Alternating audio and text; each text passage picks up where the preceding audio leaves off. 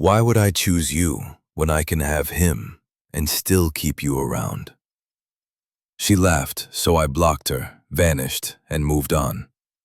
Now, even her mom begs me to take her back. Hey viewers, before we move on to the video, please make sure to subscribe to the channel and hit the like button if you want to see more stories like this. Thanks. I used to think love was about sticking through the hard parts, pushing past discomfort, trusting even when things didn't feel right. I used to tell myself that loyalty mattered more than pride, that if you really loved someone, you didn't walk away just because things got messy. Turns out that kind of love only works when both people are playing the same game. I met Rachel 3 years ago at a local networking event. I wasn't even planning to go. I'm not exactly the social type. I work in it. I'm quiet, laid back, and tend to stay in my own lane. But a friend dragged me along, and that's where I met her. She was magnetic, loud in a way I wasn't used to. Effortlessly charming, always in the center of the room, laughing like the world owed her joy. I was stunned she even noticed me. We started talking, and somehow it just clicked. She said I was refreshing, said I listened better than most guys she knew, that I didn't try too hard, and that was attractive. We started dating a few weeks later, and before I knew it, I was all in. I helped her get her first marketing job. I proofread her resume, coached her through interviews. I paid most of the rent when she said she wanted to quit her retail job and really pursue something meaningful. For a year, I picked up the slack. Bills, groceries, Uber rides, late-night food runs. I never minded. I believed in her. She had dreams. She wanted to start a social media consultancy. I even helped her build a basic website, bought her domain, set up the SEO, all of it. I genuinely thought we were building a life together. But over time, I started noticing a pattern. She was always tired when we were alone. Always distracted, phone face down on the table. Constant giggles at texts she wouldn't explain. She'd go out with coworkers after work and wouldn't text me until 2 a.m., saying she was too drunk to drive home, so she was staying with a friend. It started happening almost weekly. Whenever I brought it up, she'd roll her eyes. I'm not doing anything wrong, Mike. You just don't trust me. You're smothering me. I need space to have my own life. I backed off. I figured maybe I was being insecure. Maybe I was too quiet for someone like her. Too stable, too predictable, like her friends always joked. Her friends never liked me. Not really. They'd smile and nod when I was around, but I could always feel the undercurrent. The way they praised other guys. Flashier guys. Louder ones. Ones with TikToks and leased BMWs and crypto talk. And side-eyed me when I said I was saving for a down payment on a house. Rachel never defended me. She'd just laugh along. There was one guy in particular, Ethan, who started popping up in stories more often. She said he was a coworker. Nothing like that, babe, she told me once when I asked why he kept tagging her in his stories. Ethan's just fun. Don't get all weird. Still, the late nights got more frequent. Her attention toward me dropped off a cliff. Our physical intimacy dried up completely. Her tone shifted from playful to irritated. Everything I said seemed to annoy her, and I still stayed. Because I loved her. Or at least, I loved who I thought she was. Looking back, I realize how much of myself I erased just to keep things calm. I let her friends disrespect me. I let her dismiss my concerns. I let the gut feeling in my stomach get buried under months of blind devotion. The moment everything cracked wide open was at a house party she invited me to. She said, "Ethan's throwing something casual, just a chill night. Come if you want." That was her way of pretending she didn't care if I showed up. So I went, because some part of me needed to see what was happening for myself. It was loud, drunk, packed with people I didn't know. Mostly 20-some marketing types, gym guys in chain necklaces, girls taking selfies in the bathroom mirror. I was awkwardly sipping a drink in the corner when I heard her voice, laughing loud in the kitchen. I couldn't help it. I moved closer. She didn't see me standing near the doorway. I was blocked by the angle of the fridge. She was talking to two girls I'd seen around before. One of them, her friend Lexi, who really didn't like me. Rachel was leaning on the counter, red Solo cup in hand, hair falling over one eye as she said, and I swear to God, I will never forget the words, "Mike, please." Why would I choose him when I can have Ethan and still keep Mike around for security? Her friends burst out laughing. One of them said, "Girl, you're evil." And Rachel just grinned. I mean, he's basically my emotional support dog at this point. Loyal and low maintenance. I didn't move. I didn't say anything. I just stared at the floor for a few seconds, long enough for the nausea to hit me like a wave. Then I walked out quietly. No scene. No confrontation. I left her at that party, laughing, smug, surrounded by people who thought loyalty was something to mock. She came home drunk at 3 a.m., banging on the door. I let her in. She didn't even notice anything was off, just mumbled something about a crazy night, grabbed a bottle of water, and fell asleep with her makeup still on. The next morning, I asked her if she remembered anything she said. She blinked at me, confused. "What are you even talking about?" I told her what I heard, word for word. She didn't deny it. She just shrugged. Okay, maybe I said some stuff. I was drunk. Jesus, Mike, you're seriously going to act like this is some big deal? That's when I realized the person I loved didn't exist anymore. Or maybe she never did. I didn't yell. I didn't cry. I didn't argue. I just nodded, stood up, and said, "All right, I hear you." I think she expected me to beg, or argue, or at least storm out. But I just went silent. Not for minutes, for days. And when I finally acted, it wasn't loud. It was permanent. After that conversation, I didn't say much for the next 2 days. She kept acting like nothing happened. Went out for brunch with her friends, posted Instagram stories of mimosas and sunglasses and someone's dog in a purse. When she was home, she was on her phone, texting nonstop, barely acknowledging me. I was a shadow in my own apartment, and the more I sat with it, the clearer it became. She really didn't care. I don't know what I was expecting. Maybe some kind of remorse, an apology. At the very least, some discomfort. But she was calm, comfortable, like she'd finally put me in my place, and now I could just stay there. She came home late again that Wednesday. I was sitting on the couch, scrolling through old emails, looking at my original apartment lease from before we moved in together. She tossed her keys on the counter and said, "I swear Ethan's boss is such a dick. We were at work till 9 o'clock and he still made us stay for a debrief." I didn't say anything. She kicked off her shoes, walked past me, then doubled back when she realized I hadn't responded. "Okay, what's this weird vibe? Are you still mad about the party? Seriously?" I looked up at her. Calm. Flat. Empty. "I'm not mad. I just finally heard you clearly." She rolled her eyes. "God, you're so sensitive. I already said I was drunk. I was just venting.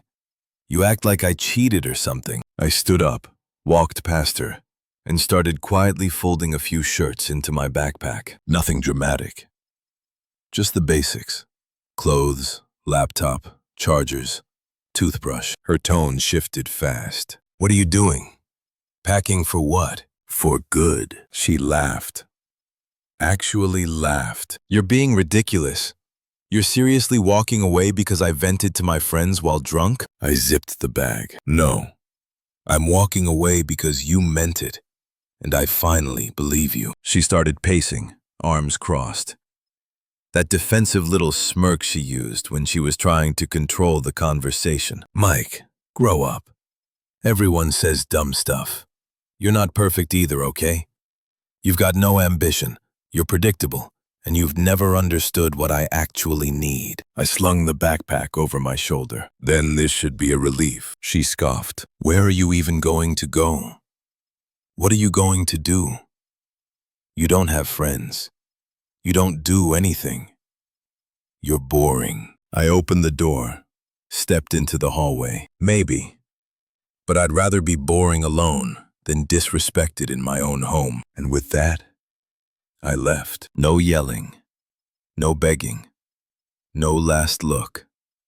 Just gone. I stayed in a cheap hotel for the first few nights. Then I found a short-term lease about 40 minutes away in a smaller town. It wasn't much. 1 bedroom, old kitchen, creaky floorboards. But it was mine. Peaceful. Silent. I blocked her number, deleted all our shared accounts, changed every password, removed myself from the lease, called the landlord, and told him I'd forfeit the deposit. I didn't care. I just wanted clean lines. She didn't contact me right away. I think she thought I'd come crawling back. A week passed. Then 2. Then the texts started. New number. Mike, this is childish. We need to talk. Blocked. Then a different number. I didn't cheat. You're making up stuff in your head. At least be an adult and talk to me. Blocked again. The messages kept coming. Random bursts of sweetness. Then guilt-tripping. Then sarcasm. I never responded. Not once. Silence was the only thing I had left, and it felt more powerful than anything I could have said. I started going to the gym. Not for revenge. Not to show her, just because I needed something to do with all that energy that used to go into loving someone who didn't care. I reconnected with my brother. Took on extra freelance projects. I stopped trying to fix things that weren't mine to fix. I stopped explaining myself to people who would only twist my words. I started sleeping through the night again, and slowly, almost without realizing it, I stopped thinking about her. 3 months later, a friend I hadn't heard from in a while sent me a screenshot. It was from Rachel's Instagram story, a blurry photo of a drink. Some sad caption like, "Never trust people who pretend to care." Another one showed her sitting on a couch alone, wine glass in hand. The vibe was off, empty, performed. The friend added, "She and Ethan aren't a thing anymore. He's seeing someone else. Just thought you should know." I didn't respond. I just archived the message. I wasn't surprised. Ethan was always that guy. Fun, flirty, slippery. The kind who plays the game well enough to make you think he'll stay, but he never does. Rachel thought she could juggle me and him forever. She thought I'd be her emotional backup generator, always there when things failed. But I cut the cord quietly, fully. And that silence, it started echoing in her life. I could feel it. After I left, I went completely off the radar. No social media, no texts. I blocked her on everything. Phone, Instagram, Facebook, even Spotify. I didn't want her seeing what I was listening to. That's how far I took it. Total blackout. And you know what? The silence was hard at first. There were mornings when I'd wake up and instinctively reach for my phone to check if she had texted me something funny. I'd go to make coffee and catch myself grabbing a mug for her too. Little habits that took time to unlearn. Grief doesn't just come from death. Sometimes it comes from realizing someone you loved never actually loved you. But the longer I stayed quiet, the more clarity I had. And the more I looked back, the more I saw all the moments I had overlooked. Like the time she told me her friend Ethan was giving her a ride home after a work happy hour, but she didn't get home until 2:30 a.m. and smelled like his cologne. Or when she asked me to transfer her half of the rent because she forgot to budget for it, while posting photos of new clothes she just bought. Or how I always ended up holding the camera for her perfect little Instagram life, while being cropped out of every frame. I poured myself into healing. No rebounds. No glow-up to post online. Just slow, steady work. Gym 3 times a week. More hours at work. Long walks. Podcasts about accountability. Journaling. Real journaling. The kind where you have to admit hard things. Like I let someone walk over me because I was scared to be alone. Eventually, I stopped looking at the door. Stopped wondering if she'd change. I wasn't angry anymore. I was just done. That's when karma caught up with her. It started small. A few texts from mutual friends checking in. Not Rachel's crew. They'd gone quiet after I left. Probably embarrassed or unsure what to say. But people who knew both of us. People who'd seen us at birthdays and barbecues. Casual acquaintances. Hey man, weird question. Is everything okay with Rachel? She's been posting some kind of messy stuff lately. Then came the messages I didn't expect. So, I don't know if you heard, but Ethan dumped her. Apparently, he was seeing 2 other girls the whole time. Her job situation's not great either. She got written up for something at work. They might be phasing her out. I didn't ask for details. I didn't need them. The picture painted itself. One day, I checked my email and saw an unfamiliar address. No name, just a subject line. Please read this. I clicked it. It was from her. The email was long, rambling, disjointed. Half apology, half guilt trip. She wrote about how she got caught up in stupid stuff. About how I always made her feel safe. About how she didn't realize what she had until it was gone. She wrote, I miss how calm you were. How you never yelled, never played games. I don't know why I pushed that away. I'm not proud of what I did. And then, the kicker. Ethan was never serious about me. I thought I was choosing excitement, but he treated me like an option. I was wrong. I see that now. Can we please talk? I didn't reply. The next day, another number started texting me. Mike, I just want to talk. Just for closure. You don't even have to say anything. I just need to hear your voice. Blocked. 2 weeks later, another message. This time, angrier. So that's it. You just erase people from your life like they never existed? I made a mistake, and now you act like I'm dead to you. Still no response. Then came the voicemails. The first one was quiet. She sounded tired, maybe crying. I know I hurt you. I don't expect you to forgive me, but please don't hate me. I hate myself enough for both of us. The next one, 2 days later, was bitter. You're being so cold. I thought you were supposed to be the good guy. Guess not. I didn't listen to the rest. I just deleted it. The final one was full-on rage. You're a coward. You're pathetic. You think ignoring me makes you better than me? You were boring and I settled for you. And now you're acting like you're above me. F***KU, Mike. That one told me everything I needed to know. There was never remorse. Just regret that I wasn't still available to absorb her chaos. Then something happened I really didn't expect. Her mother called me. When Rachel's number showed up on my phone again, I blocked it like the rest. But then I got a call from a number I did recognize. Her mom's. I stared at the screen for a second. I hadn't spoken to her since the time Rachel asked me to help her set up a surprise birthday dinner. Back when her mom used to call me the only real man she ever brought around. I let it go to voicemail. Hi, Mike. I know this is probably awkward, but Rachel's not doing well. I'm not trying to guilt you.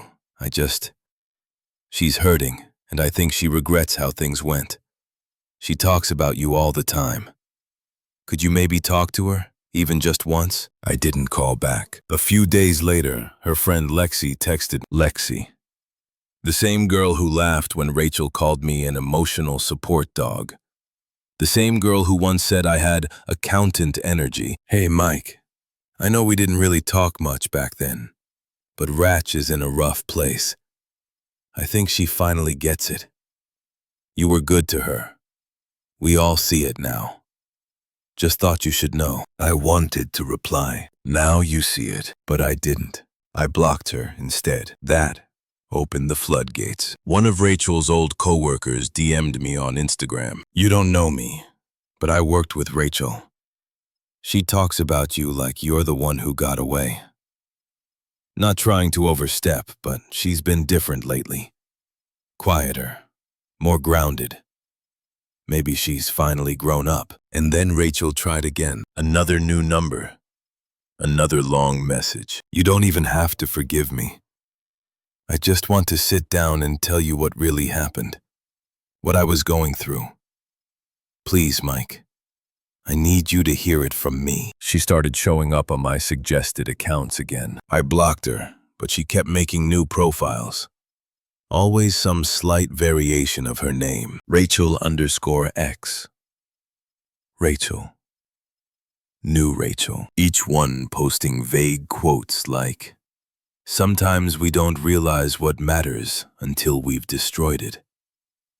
The right person, wrong timing, the worst heartbreak of all. She was performing grief like it was art. Then one day, she showed up in my apartment. I heard the buzzer go off and checked the camera feed. It was her, standing there in a hoodie, no makeup, hair tied back. She looked small, tired. I didn't answer. She buzzed again and again. I watched the screen and didn't move. Eventually, she gave up. I heard the building door close. Later that night, I saw a piece of paper slid under my door. It was a letter. Handwritten. Messy. The ink smudged in some spots. You always saw the good in me, even when I didn't. I took that for granted. I was selfish, scared, and stupid. I thought Ethan would make me feel alive. He made me feel disposable. I know I don't deserve a second chance, but I'd give anything to be in the same room with you again, even just as a friend. I folded it neatly, put it in a drawer, and never touched it again. Her final message came 3 days later. A voicemail. Her voice was raw. No filters. No act. I can't believe you're doing this. I was there for you when you were broke and weird and quiet. I made you cool. I introduced you to people, and now you act like you never knew me. You think you're better than me now? You were never better, Mike. You were just safe. Click. That was the last time I heard her voice. 1 year later, I ran into her. It was at a friend's engagement party. One of those weird mutuals who somehow stayed in both our lives. I wasn't going to go, but my girlfriend convinced me. Yeah, girlfriend. Real. Stable. Honest. A nurse. No games. No ego. Just kindness. We walked into the venue, and it was like something out of a movie. Rachel was by the drinks table, sipping something red and sugary, looking around like she was searching for someone to notice her. She did a double take when she saw me. Her mouth fell open for just a second, and then she plastered on that fake little smile I used to fall for. Mike, wow, you look different. I nodded politely. My girlfriend slid her hand into mine. Hey, I said. Cool, calm. Didn't expect to see you here. She glanced at my girlfriend, then back at me. So, how have you been? Good. Really good. There was a pause. She was scanning me like she didn't understand what she was looking at. You look happy, she said quietly. I am. She forced a laugh, trying to lighten the air. Remember when we used to talk about getting married one day? Crazy, right? I smiled. Not at the memory. At how far I'd come from that version of myself. Yeah.